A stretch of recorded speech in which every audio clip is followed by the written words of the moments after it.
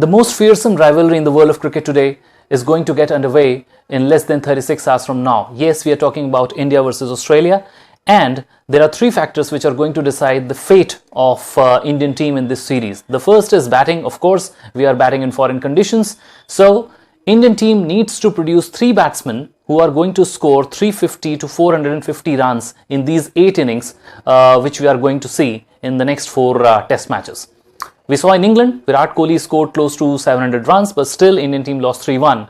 Clearly shows that we didn't have those batsmen who can support him or probably take a lead if it is required. In Australia, it is going to be a different ball game altogether. We cannot rely on one batsman alone.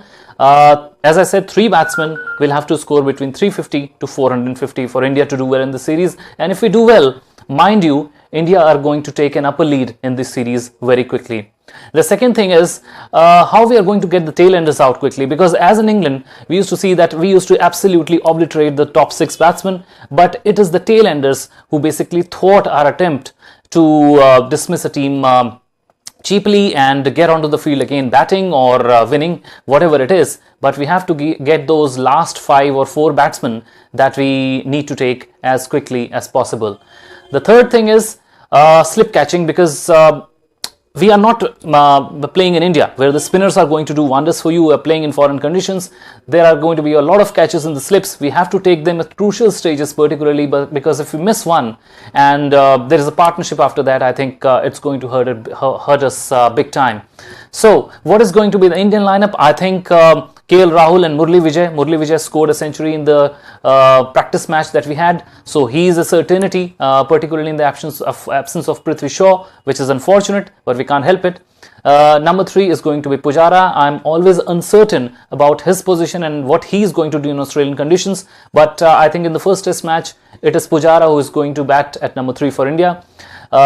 If we can produce 250 to 300 runs in this series for India, I think it will go a long way to ensure that India does well in the series. 4th is Virat Kohli. 5th is going to be Ajinkya Rahane, Hanuma Vihari or Rohit Sharma at number 6. So India should play with 6 proper batsmen.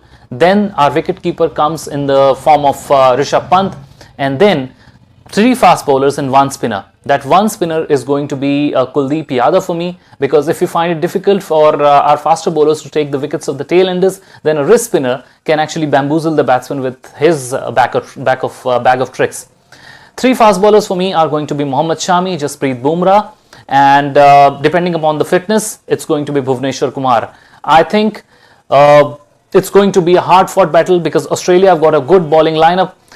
Mitchell Starc and Pat Cummins are going to bowl close to 150. Josh Hazlewood is not that quick, but he's a McGrath mold bowler and is going to bowl around 135 to 140. So these 3 fast bowlers are going to be extremely potent weapon for Australia.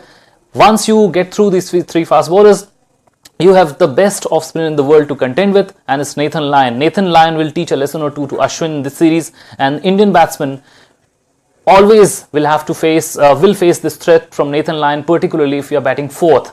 So if we win the toss, always bat first, because remember, this is not England, this is Australia. We are not playing with Duke ball. It's Kookaburra, which does not swing that much after first 5 to 10 overs. There is a lot more seam movement in Australia as compared to swing, but that happens. But that is easier to negotiate once, because in Australian conditions, most of the pitches are batting pitches. I think once you win the toss, you always bat first, post a decent score on the board, and then put pressure on the Australian side, particularly if they have to chase last.